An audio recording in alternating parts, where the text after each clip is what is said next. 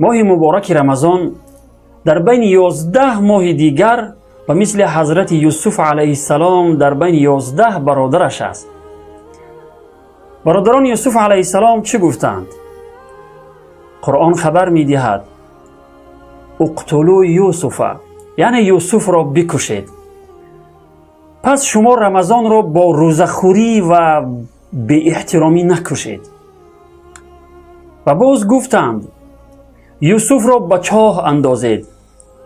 پس شما رمضان را از روی بیزاری در چاه نیندازید و آن را از خود دور نکنید. و آنها یوسف علیه السلام را به یک مبلغ ناچیز فروختند. خداوند می فرماید و شروه بثمن بخس دراهم معدوده. یوسف علیه السلام را با یک مبلغ ناچیز فروختند.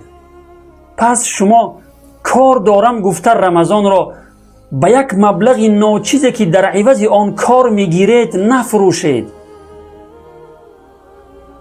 شوهر زلیخا وقتی یوسف علیه السلام را میخرد به او میگوید، قرآن خبر میدهد اکرمی مثواه عسى ان ینفعنا، یعنی جای او را گرامی دار، امید است برای ما سودمند باشد.